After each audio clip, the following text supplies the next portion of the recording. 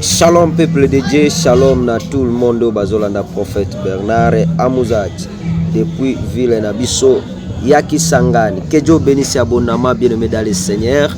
Tomoni na réseaux sociaux makamoni ni ndeko Kofi Olomide alobaki. Tomoni prophète Neema Sikatenda azui message pour na ndeko Kofi Olomide parce que ndeko Kofi alobaki Bible ezali kope ya ba pasteur.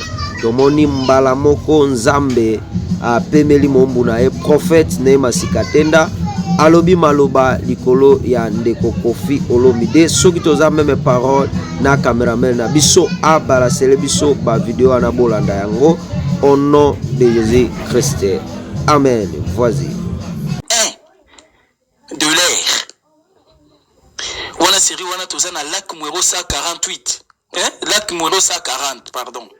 Toza na lac numéro 140 commune à Kinshasa. Voilà toza na le monsieur Sikatenda Iyadi Jacques. Tozo sambela nzambe ya Sikatenda. Quelle ignorance. Oula. Quelle ignorance. Nazo sambela nzambe ya Sikatenda. Quelle ignorance.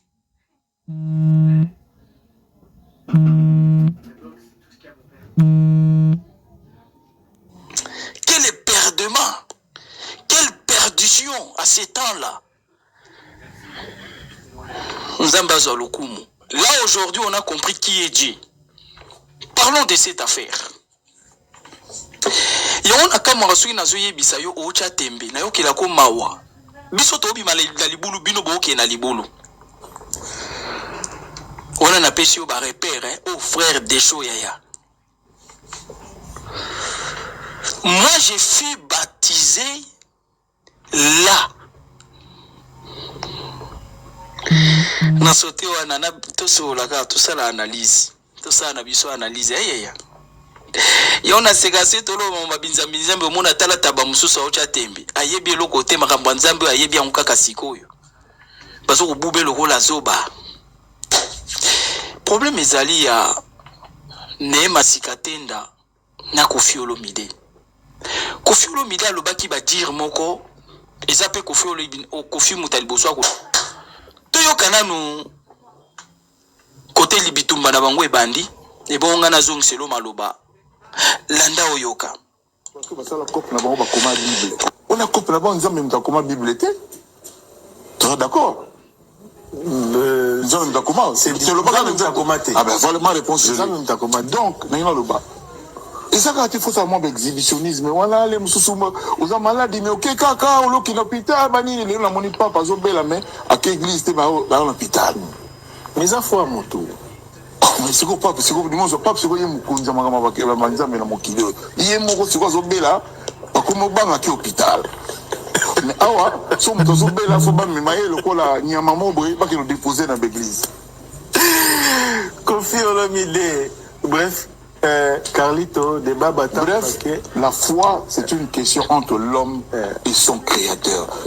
Nzambe, Dieu sait tout, Dieu voit tout, Naïmba. Nzambe, kati na biso. Parce qu'il y a beaucoup de mécréants, beaucoup de gens qui mentent. J'ai suivi une vidéo. Un musicien congolais, il a tant blasphémé Dieu dans ce pays. Il a tant blasphémé les serviteurs de Dieu.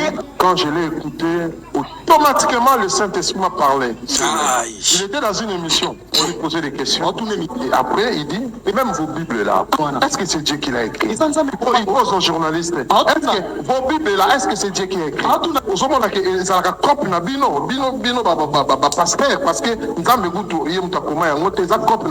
quand il dit ça, le Saint-Esprit me dit, j'ai détruit la vie de cet homme. Il a tant joué avec mon nom. Maintenant, j'ai mis fin. Et il va souffrir avant de mourir. Au moins qu'il se répande. C'est un grand monsieur dans ce pays.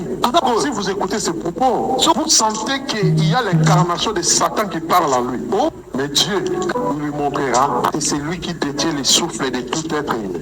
Parce que la parole ici peut frapper à n'importe qui et peut faire pleurer n'importe qui. Et même celui que vous considérez le plus incrédule, le plus autoritaire, il a un visage fermé au devant de tout le monde pour manifester son autorité charnelle. Mais devant cette parole, ça incline tout le monde. Tu vas te demander à quelle heure que mes larmes commencent à couler. Parce que cette parole cache l'Esprit de Dieu. Quand on va sur la coupe là-bas, on va comme la Bible. On a coupe là-bas,